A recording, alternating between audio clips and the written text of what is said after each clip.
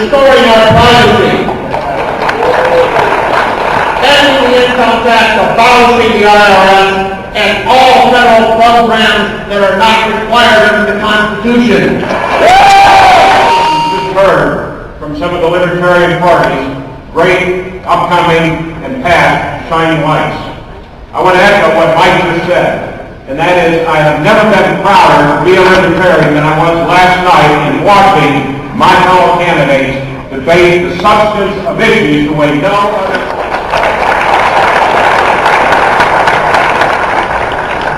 America is in crisis. Not one crisis, not two. We are in a crisis. We've got the drug war. The party issued an ambiguous statement that seemingly condoned the invasion of Afghanistan without a declaration of war. Where was the voice to expose the political charlatans who concocted a fanciful theory that the victims of American government-supported authoritarian regimes in the Middle East, of American government-led sanctions on Iraq, and the American government-financed occupation of Palestine didn't really care about those issues? They rather hated us because we are free. We were Campaign. I can't do it alone. I need you. Because we have to be a team here. We can't be going off one way because we're thinking about being a radical, and one way because we're thinking about being a reformer, and another way because we just don't get it. We've got to pull as a team. And that's another thing that I hope to bring to my campaign. We have got to be the Libertarian Party, not the left faction, the Libertarian Party, the right faction. Because there is no such thing. There is not a Libertarian left and a Libertarian right and a Libertarian central. There is only Libertarianism.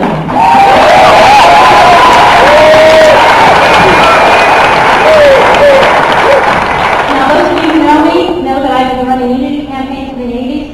You know I try to make that my theme. It's time to heal America, and it starts with each and every one of us. So if you make me your nominee, I'm going to be up here asking you for your help too, because it takes all of us, every single one of us, just as when we go out and ask for votes, it takes every single kind of person, not just conservatives, but every type of person in the entire United States, because everyone is a potential libertarian. If we can only share our message in their language, they will be with us, and we will have a free country once again. My first time in the National Convention, although I recognize a lot of your faces from the state conventions I visited all across the country. I'm Carolyn Marguerite, and I'm George Philly's press director. I'm also a delegate in California. Now, I want to tell you a little something about my candidate, George Philly. Most of you already know, I'm going to move this microphone, excuse me. Most of you already know that he's a physics professor from Massachusetts. Most of you already know that he's a long-time party activist. He was the state executive director in 1996. He ran for Congress in 1998. And he's the current state party chair of Massachusetts. Where's our Massachusetts delegation? Where are you guys? Yeah, we're from Massachusetts. I've already done that. Fall 2006, I went to New Hampshire. I debated joint appearance, Mike Gravel. Mike, welcome on board. My message is, I'm a sensible libertarian. I'm the man we can unite behind. I'm not going to give you fancy promises. Gold bars aren't going to rain for heaven. People aren't going to throw themselves at us. But I'll give us a good libertarian campaign. I promise you that. Thank you very much. Under your tables, get them out and wait. Good morning. Most of you probably already know me. I'm Eddie Boman.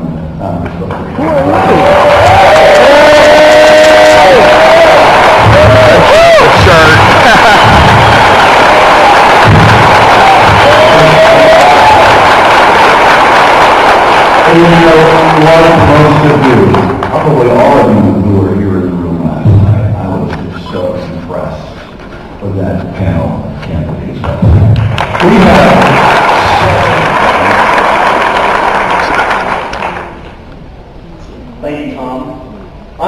be here to second the nomination of Steve Covey. I've known Steve since he ran for governor in 1998 in California. I was there at the time.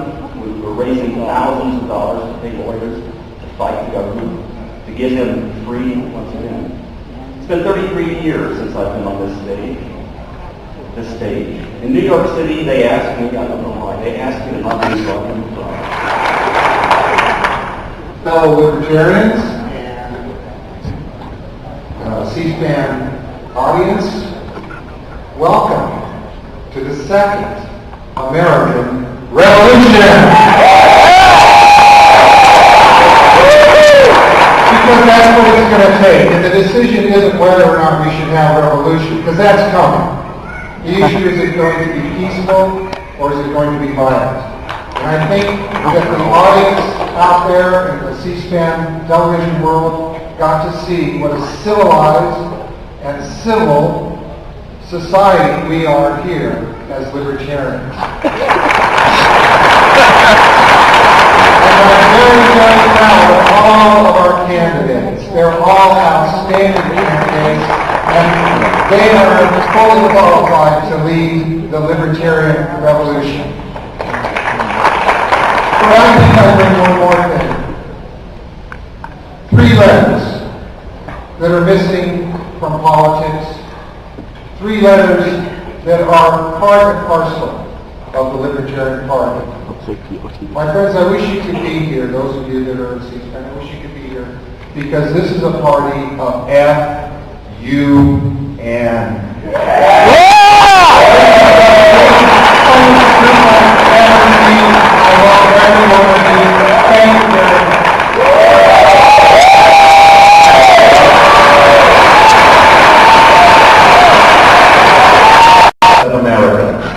Candidate who is intelligent, who has charm, charisma, and who knows how to present our goals and principles in an everyday language that the average voter understands.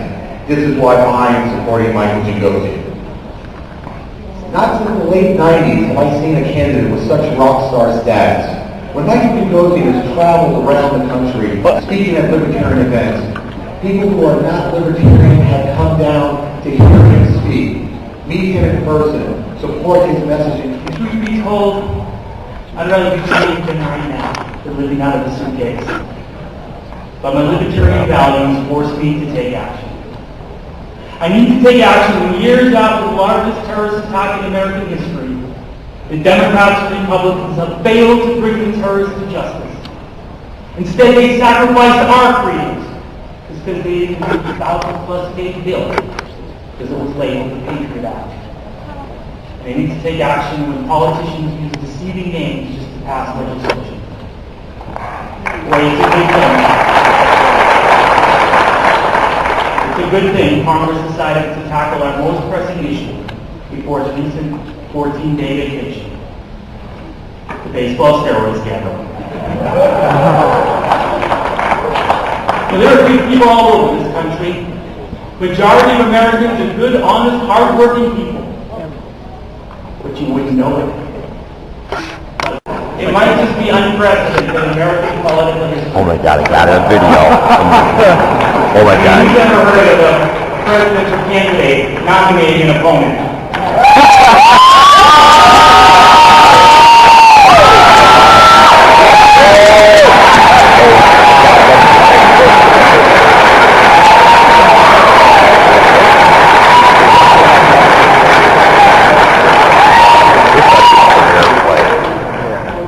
But as you know, I'm no ordinary politician. These are not ordinary times.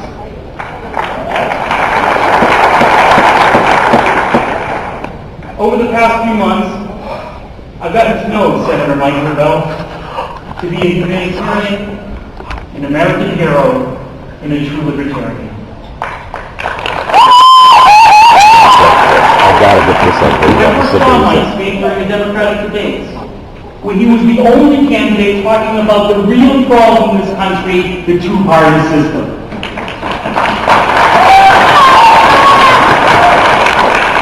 For years, he's been talking about eliminating the IRS, instituting the fair tax, ending the war on drugs, cutting off war funding, and busting the military-industrial complex.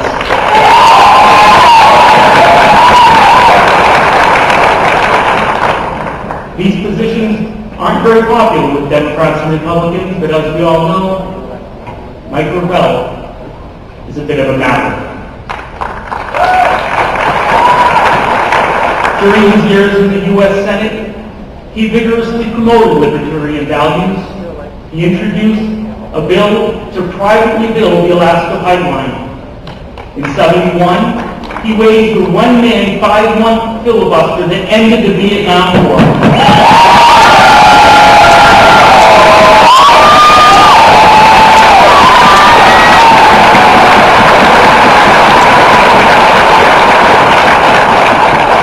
During that filibuster that ended the draft, he exposed Pentagon Papers, the secret study about how government lied to us about Vietnam. He knew Nixon would prosecute him. He knew his own party wouldn't defend him. But he also knew that if our democracy was to survive, that we need to know what's going on in our government.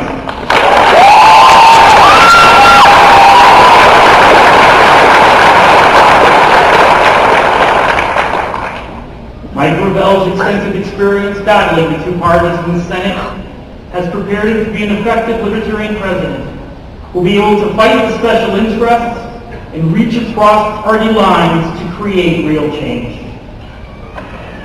I'm nominating Senator Gravel out of my principles and beliefs that he embodies the ideals of the Libertarian Party. And for that reason, I'm proud to nominate my friend, Mike Gravel, as our party's nominee for President of the United States.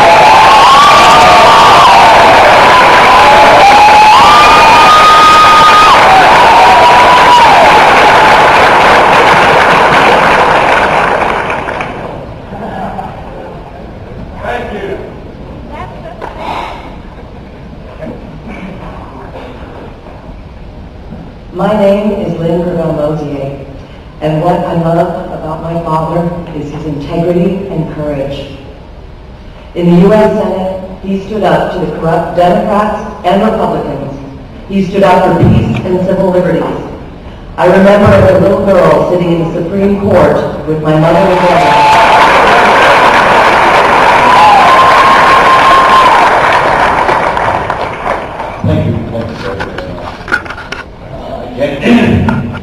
I can't tell you how touching it is. Since last night, people coming up to you and saying, "We love you, we're glad to have you, good luck." Good luck. It's truly touching. 221 years ago today, the leaders of this ageless problem that we have as human beings, and that is, how do we balance our individual liberty, our need for security, and our collective governance? We haven't solved that problem because it may well be insoluble, because we are human beings and we're fallible. But I don't know if you fully understand, as libertarians, the miracle that you're involved in. When I popped in yesterday, day before, watching the proceedings, particularly on the platform proceedings, I was popping in to check, because when I was a kid, I would go to conventions. I've been to conventions, and I don't want to bust your bubble, but they're pretty much all the same. With the technology now, it's great. It's a lot easier. But I came in and I was thrilled. Maybe it was thrilled, emotional. And I found that 2 or 3 people back there that I really got to trust, and I said, "Okay, what's going on?" And they told me I feel comfortable, because there were certain issues I was very concerned about. And so, but did you understand the miracle you were involved with? One gentleman, and it was totally accurate, when I was in the room, said, "Look at the platform, I've visited hundreds and thousands of people campaigning for libertarian causes and candidates, and the people don't know the platform. Don't even care about the platform. They don't articulate the platform." Well, he was right.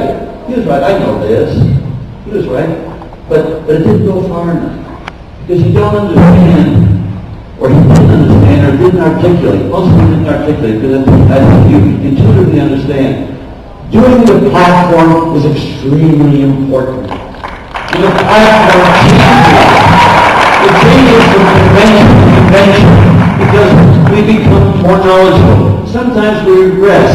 We go forward. But that's the genius of democracy.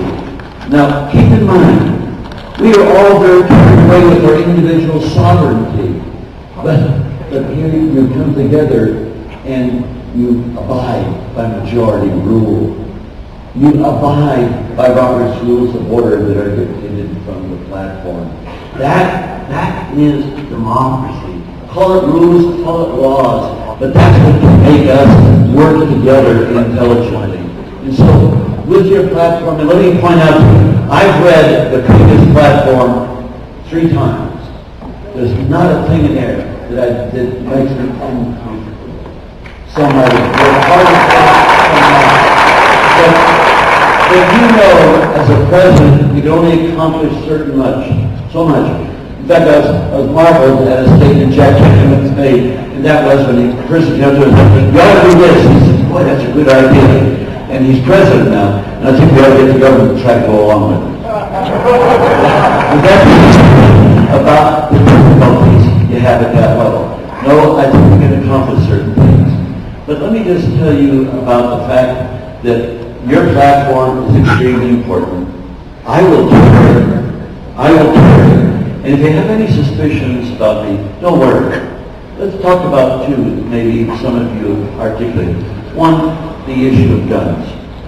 I will honor your position on guns. Make no mistake.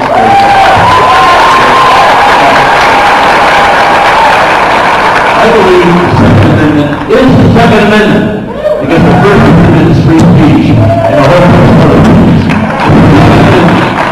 Well, I own a gun. My wife not happy about it. It's Magnum. It's loaded. It's in the drawer. And I check that drawer maybe once a year. I'll touch it and make sure it's there. I'll tell you the truth. I could have a bunch of Uzis. I could have a assault rifle. I could have anything. But if it comes to the day that you have to use that gun for the defense of liberty in your home, that day is too late. I'll use my gun. I'll die with it. Because I will die for freedom. I'm not afraid.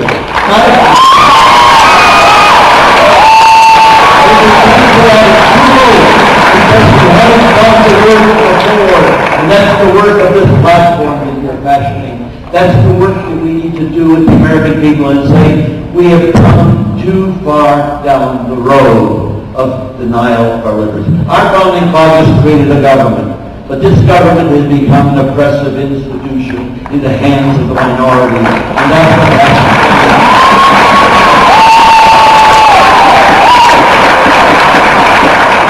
I have a plan for that, but before I launch into that, we've talked of, and I've repeated over, and you know my actions as a U.S. Senator.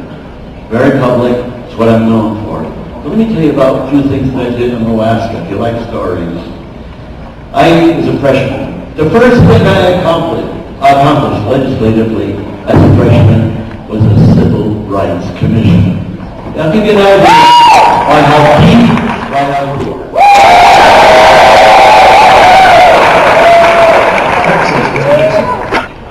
Chairman, delegates, I'm Pat Dixon, the chairman of the Libertarian Party of the Great Lone Star State of Texas. State 8. I asked some officers on the state party to make nominating speeches. I soon discovered that many of the leaders of my state party didn't want me to be a candidate for vice president.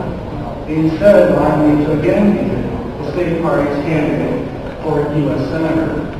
In deference to their opinion, and to save your time here at the convention, I'm withdrawing my name as a candidate for vice president, and again will be the Libertarian Party of Michigan's candidate for U.S. Senator. Thank you.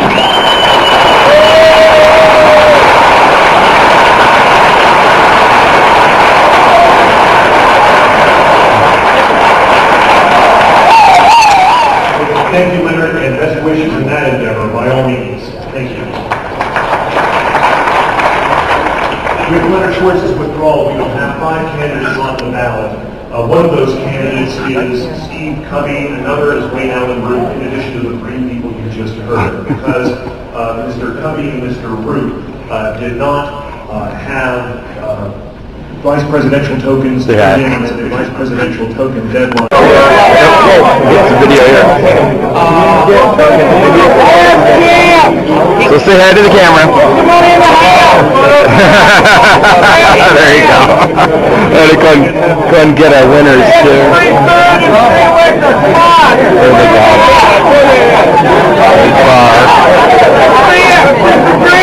Oh, good shot.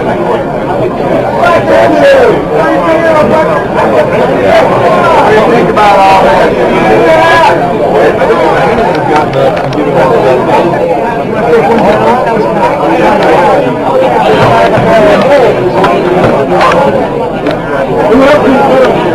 They also did this other libertarian website. Set up to help us get this campaign rolling. I'd love for Bob to wake up tomorrow morning and see that little counter on the website. Money bomb A already. whole lot more digits on it. So while you're having a good time and while you're drinking, you can find your way, possibly swing by here, make a donation to help get this campaign off to a rocking start. Let's let Bob and Ray know that we're behind them 100%. Let's kick this campaign off with a bang. Thank you.